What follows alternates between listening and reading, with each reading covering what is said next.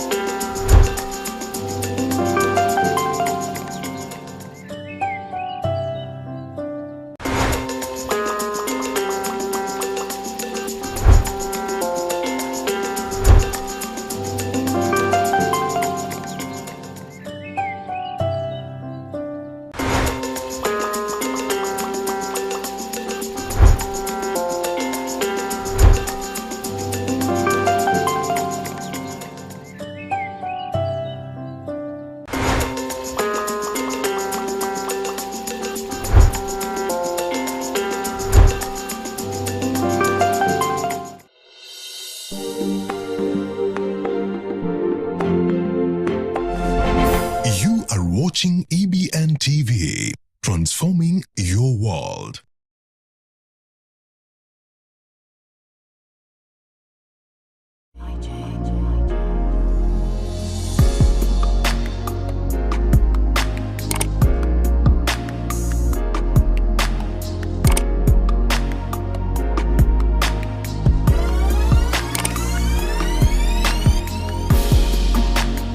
22nd day of August 2025. The story on the Star newspaper says how Gachagua political show was scuttled.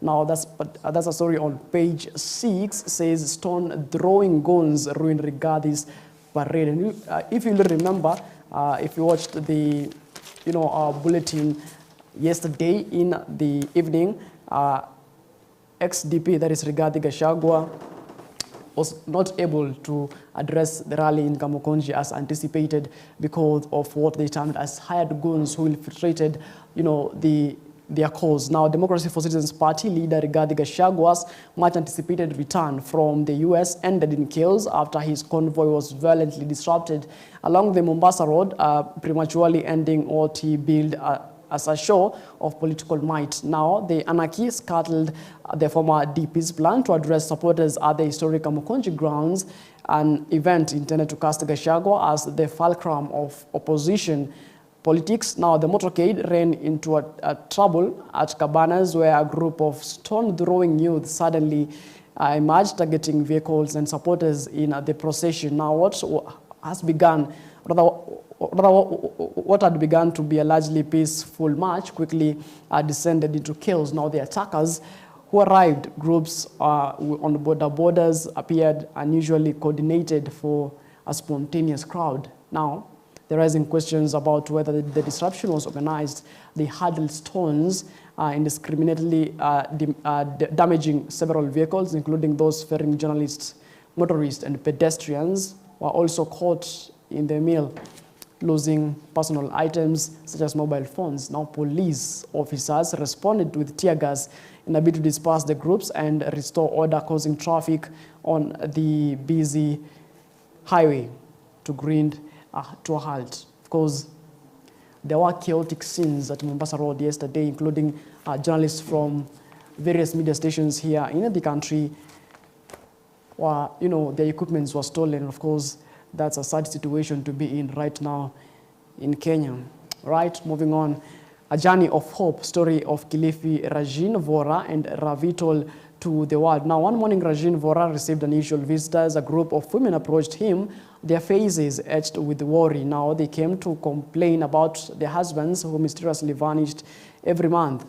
Of course, there's a feature story, of course, on page 2 of the Star newspaper. Moving on, a fresh test for Ruto as MPs plot rebellion against draft allegations. Now, President William Ruto faces the biggest test of his presidency, particularly on the issues requiring parliamentary approval, as lawmakers vow to mount a rebellion against his blanket corruption allegations. Now, the president's recent accusations and his subsequent establishment of a multi-agency and anti-graft team, which the High Court swiftly suspended, have ignited fury across the political divide. Now, an MP speaking in confidence, captured the resentment, saying that the first signs of the bigger battle to come were evident on Wednesday. Of course, there's a story on page 4 and 5. And you'll remember that the head of state, that is President William Ruto, says, alleged that there are corruption allegations within our Parliament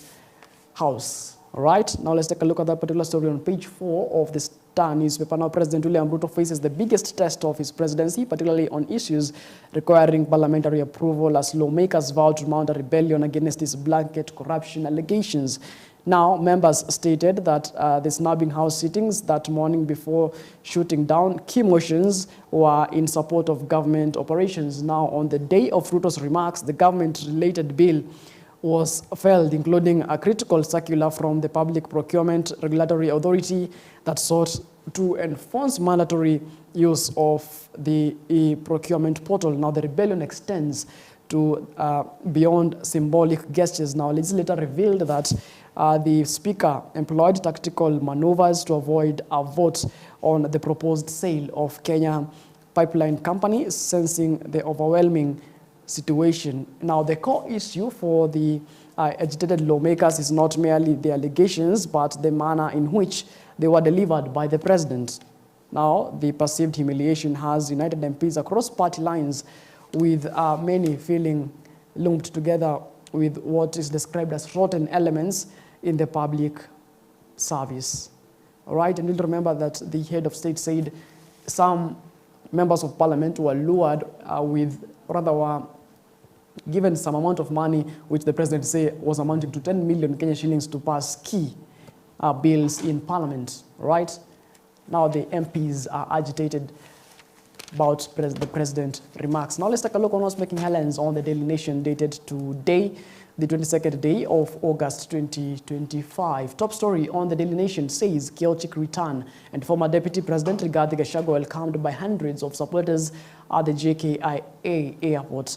Now supporters face off with police who thwart bid to breach barricades on restricted zones at JKIA. Gachagua motorcade peddled with stones by rowdy youth who had blocked Mombasa Road. Now defiant opposition group cancels Kamukunji rally, makes fiery speeches along the busy highway. And of course, there is a picture there of the former deputy president, that is Liveii Gachagua, who is being, covered by bodyguards from the road youth who were on the site yesterday during his return home from the US after 6 weeks of his tour in the United States. Now let's take a look at that particular story and see what the Daily Nation has to say in regards to that on page 4 and 5 of the Daily Nation. Now, a few minutes past 1 p.m. when he landed, confusion radiated with the full stench of foreboding when word spread that the former deputy president might not pass through the main exit and as expected. Now, the waiting crowd shuffled frantically between access points with their one-time chance rippling through the pregnant air, and the widowed travelers were swept into the chaos. Now, many stood back, clenching their luggage, watching from a distance as anticipation curdled into frustration, and the airport morphed into a stage of raw political theater. Now, the confrontation came to the head when Democracy for Citizens Party leader, or rather Deputy Party leader Cleopas Malala, was stopped from accessing restricted area just as Mr. Gashagua's plane touched down. Mr. Malala protested loudly, alleging harassment as police stood their ground. By the time Mr. Gachagua finally emerged, escorted by a tight cordon of his security, the waiting crowd erupted. They broke into song and dance, some waving placards, others recording on their phones, with the spectacle instantly going viral. Now, the man at the center of it all raised a hand and brief acknowledgement, but spoke little, letting the throngs press forward and carry the energy of the day. In a convoy, he then drove out of the airport in a SUV, only to be met by his supporters. Now, one may wonder, coming from the States it's usual. And how would someone hire goons to come and, cause commotion in your homecoming? So, this is kind of, politically motivated, if you may say so. All right, moving on to matters health. SHA spent 20 million to ghost facility. Now, there is a picture there of Nyadiwa Health Center, West Kamagag Ward, in the front page of the Daily Nation. Of course, I saw this on social media yesterday where, grasses and weeds have grown outside the gate of the Nyadiwa Health Center. And one may wonder, ghost facility being facilitated, 20 million sent to SHA. Now the scandal when, the Nation team visited the Nyadiwa dispensary yesterday, the gate was closed with only a cow grazing inside the compound. Let's take a look at that particular story on page 7 of the Daily Nation. Now, a report filed by the Daily Nation, our team arrived at the hospital yesterday at 11 a.m.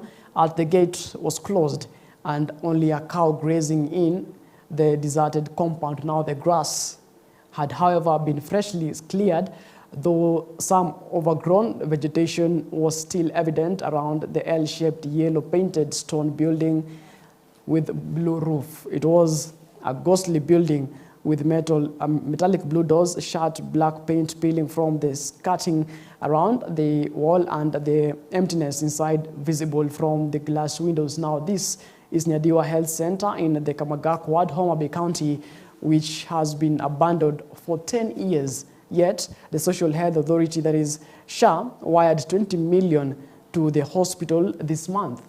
Now, on the paper, Nyadiwa Health Center treated patients and submitted claims to the authority for reimbursement. Apart from the substantial disbursement, SHA allocated 10,080 shillings to the health center. The Ministry of Health still lists as operational.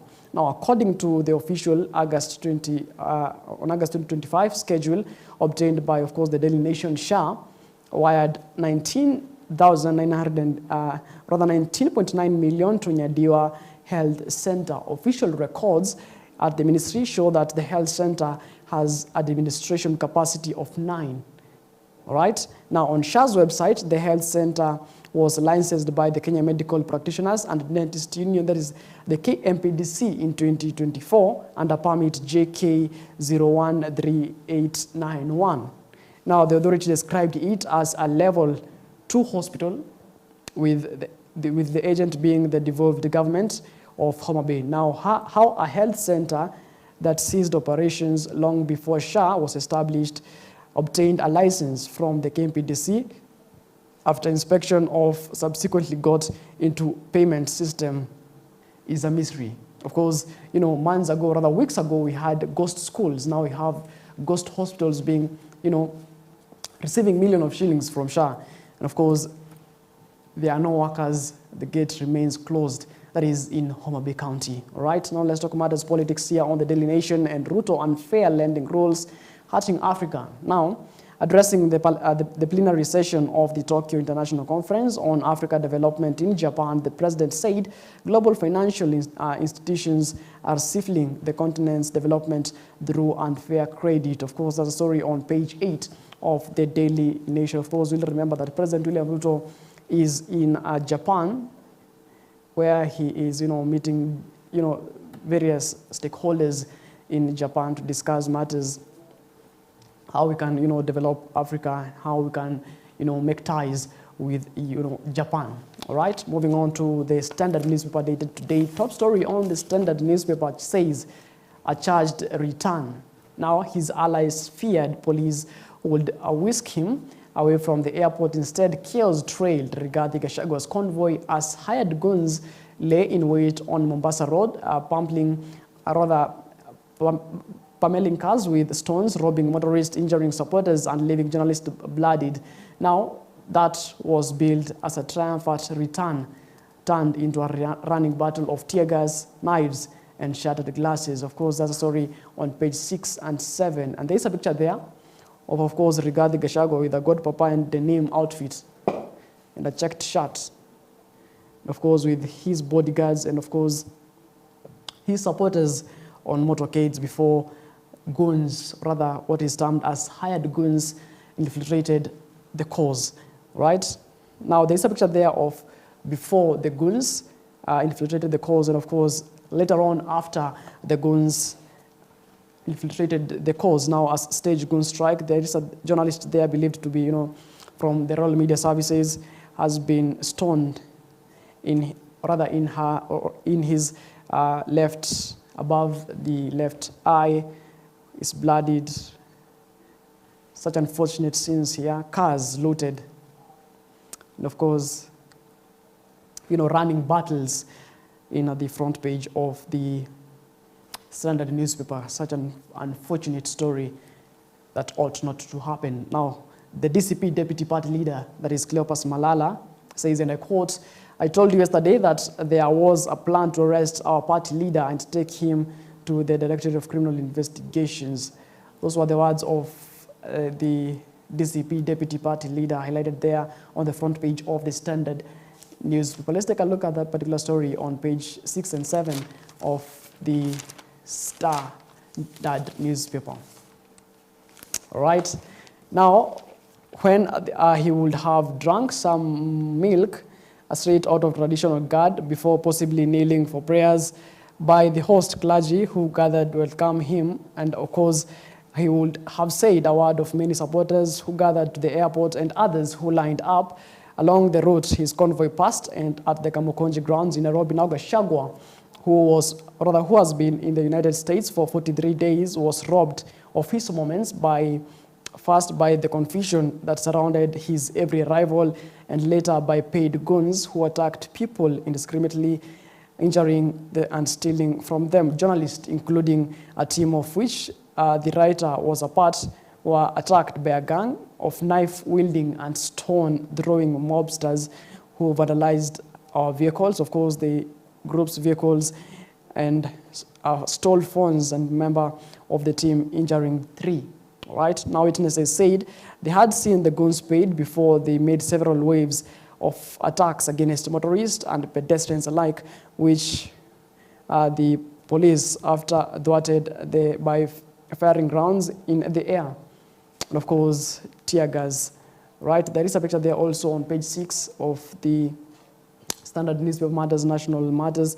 Their cars looted, a double cabin there, looted, has no windows, and of course, and there is a video circulating in social media, seen, goons, or rather those people who had motorbikes organizing themselves, maybe they were showing each other, go this way, go this way, go this way.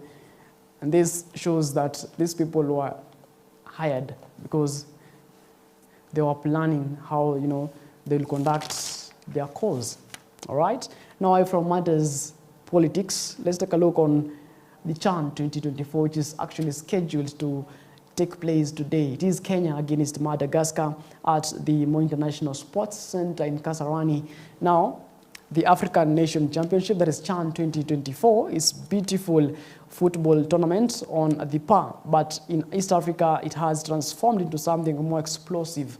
Now, for the entire month, Kenyans and the Tanzanians have been deeply embroiled in online banter following the exemplary performance of the Harambee Stars, of course, the Taifa Stars. Now, from the streets of Nairobi to coastal shores in Dar es Salaam, the main question is no longer who will win the tournament, but who owns East Africa's bragging rights as far as football is concerned. Now, a full-blown sporting of traditional rivalry has played out online as it has on the pitch. Now, in a tournament they are hosting along with Uganda, Kenya, and Tanzania have defied all odds on top of their respective groups and qualify for the quarterfinals. Now, the competition reserved exclusively for locally based talent and has not attracted football fans to stadia, but also generated heated online exchanges from fans. Now, one could argue that the banter exploded during the final group stage matches between August 16th to 17th, as Tanzania settled for a barren draw with the Central African Republic, while Harambee Stars edged Zambia 1-0. Now, many Tanzanians had hoping and praying for Kenya to finish second, setting up a blockbuster clash. But Tusker FC striker Ryan Ogam's win shot secured Kenya's top spot in Group A, eventually dodging their neighbors with further fueled the rivalry. Now, Kenya is at the top spot of Group A match 2024, that is CHAN 2024, and of course in Group B match top seed is Tanzania, and of course Group C match top seed is Uganda. Right now, today, in today's matches, Kenya will face off Madagascar at the Moi International Airport, or rather the Moi International Sports Center in Kasarani, and of course the Tanzania will face off Morocco, of course, in Dar es Salaam, Tanzania. Now it will be keeping tabs with that sporting actions even as they unfold. Of course, congratulations to the Harambee Stars for their stellar performance, of course, from the onset of these CHAN 2024 matches. And of course, we wish them luck in today's match. Right, it is exactly 46 minutes past the top of the hour. That's going to wrap up our newspaper review here on The Drift. But on the other end of, after this particular break, we're going to have a discussion with the runway elite models, lady models. Of course, we're going to discuss matters, the modeling industry. Is it paying? How is the modeling industry as at now? You don't want to miss that particular conversation that is coming up in later on after this short break. Don't go too far.